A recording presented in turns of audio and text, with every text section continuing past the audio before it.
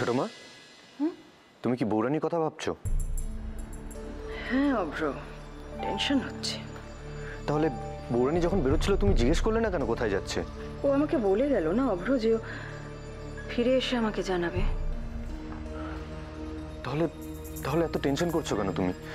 বৌরানি তো জানে যে বাড়ি তাড়াতাড়ি ফিরে আসতে হবে, নিশ্চয়ই কোনো কাজে হয়তো আটকে গেছে।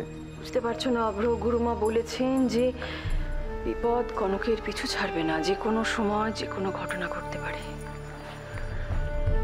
তুমি কি কাউকে সন্দেহ করছো? অরুণেশ। অরুণেশ তো এখন জেলে ছোট মা। তাতে কি অভ্র, আর জেলেতে ও কনকের জন্যই রিভেঞ্জও নেবেই, আমি ওকে যতটুকুনি চিনি। কেন, বৃষ্টির ক্ষেত্রেও তো সেই একই ঘটনা ঘটালো।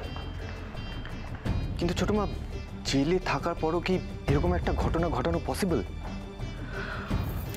অভ্র, তিস্তা আর দেবু জেলের বাইরে, আর ওর ইনস্ট্রাকশন অনুযায়ী ওরা যথেষ্ট ঠিকভাবে কাজ করতে পারবে।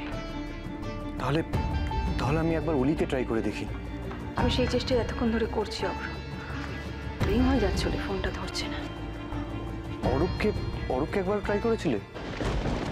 ওই বুড়ো, এবার সইটা টুক করে দাও দেখি। হ্যাঁ, এই দাও। হ্যাঁ, করো করো।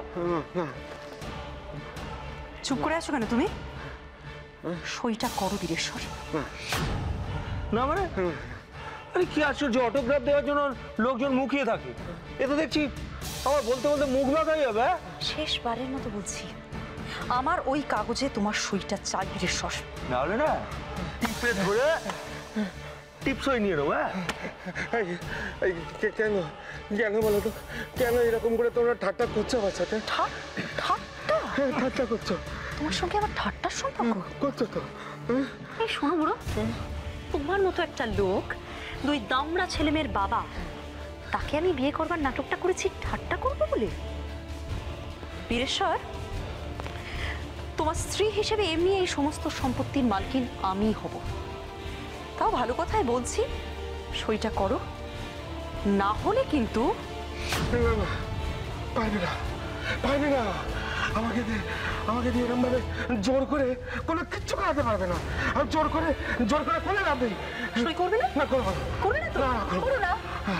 না, করবো না। কিন্তু তারপরে এই সমস্ত সম্পত্তি আমি পেয়ে যাব, শুধু তোমাকে মরতে হবে। আবার ভাবছি যে তোমাকে মেরে কি আমি আমার এই হাত দুটোকে গন্ধ করব? মারবে মারবে আমাকে তোমরা?